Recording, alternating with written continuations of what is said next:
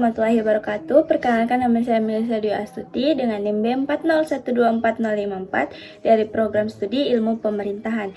Saya berasal dari kelompok 9 dan saya akan mempresentasikan hasil kelompok kami yang berjudul Alokasi Dana Transfer Daerah Kabupaten Morowali 2024. Kita masuk ke latar belakang. Desentralisasi fiskal memberikan kewenangan kepada daerah dalam mengelola keuangan. Dalam pelaksanaannya, transfer ke daerah dan dana desa TKDD menjadi sumber utama pendanaan. Di Kabupaten Morowali, ketergantungan terhadap dana transfer masih cukup tinggi karena pendapatan asli daerah PAD-nya masih terbatas. Seperti yang kita ketahui, dalam sistem desentralisasi fiskal, pemerintah daerah diberikan kewenangan untuk mengatur dan mengelola keuangannya sendiri. Namun dalam prosesnya, sebagian besar daerah termasuk Kabupaten Morowali masih sangat bergantung pada transfer ke daerah dan dana desa atau TKDD. Hal ini terjadi karena pendapatan asli daerah atau PAD-nya masih relatif terbatas, sehingga dana dari pemerintah pusat menjadi sumber utama pembiayaan pembangunan. Kita masuk di profil wilayah. Kabupaten Morowali merupakan salah satu daerah di Sulawesi Tengah dengan pusat pemerintahan di Bungku. Daerah ini dikenal sebagai wilayah yang berkembang pesat, terutama karena potensi sumber daya alamnya, khususnya di sektor pertambangan nikel. Selain itu, sektor lain seperti pertanian, perikanan, dan juga perdagangan ikut mendukung pertumbuhan ekonomi. Dengan posisi strategis dan adanya kawasan industri, Morowali menjadi salah satu daerah dengan pertumbuhan ekonomi yang cukup tinggi. Baik, kita masuk dalam gambaran umum. Pada tahun 2024, Kabupaten Morowali menerima TKDD sekitar 1,3 triliun dengan tingkat penyerapan yang tinggi. Dana ini terdiri dari DBH, DAU, DAK, dan dana desa yang masing-masing memiliki peran dalam mendukung pembangunan daerah. Jenis dan komposisi alokasi transfer. 1. Dana bagi hasil DBH. DBH merupakan salah satu komponen terbesar yang berasal dari sekitar sumber daya alam, khususnya pertambangan. Besarnya kontribusi DBH menunjukkan bahwa pendapatan daerah sangat dipengaruhi oleh potensi sumber daya alam, namun juga memiliki risiko ketergantungan terhadap fluktuasi harga komoditas. Yang kedua, dana alokasi umum atau DAU.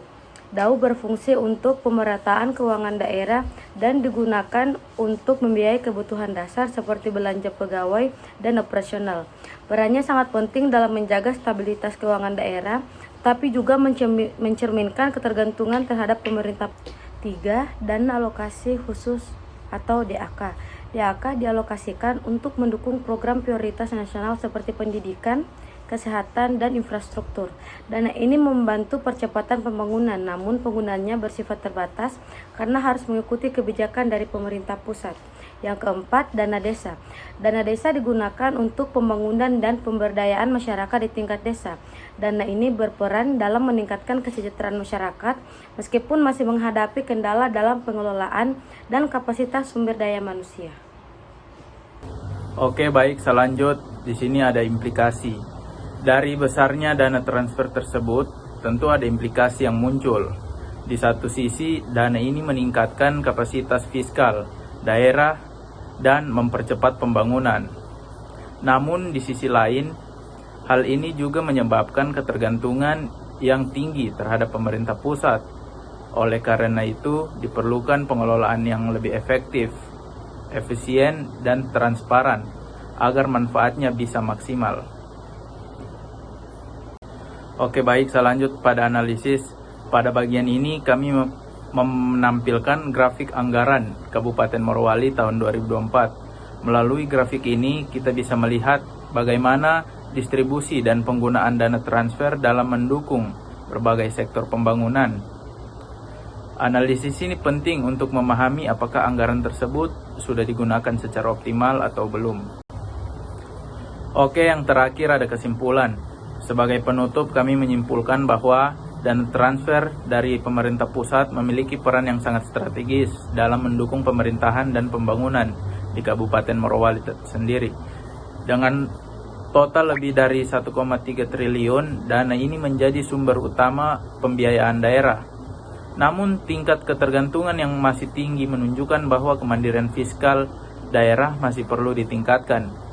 Selain itu, ketergantungan pada sektor sumber daya alam juga menjadi tantangan karena rentan terhadap fluktuasi harga. Kedepan, pemerintah daerah perlu meningkatkan efektivitas pengelolaan anggaran serta mengembangkan potensi PAD agar lebih mandiri. Oke, sekian presentasi dari kelompok kami. Mohon maaf apabila terdapat kekurangan dalam penyampaian. Terima kasih atas perhatian teman-teman. Wassalamualaikum warahmatullahi wabarakatuh.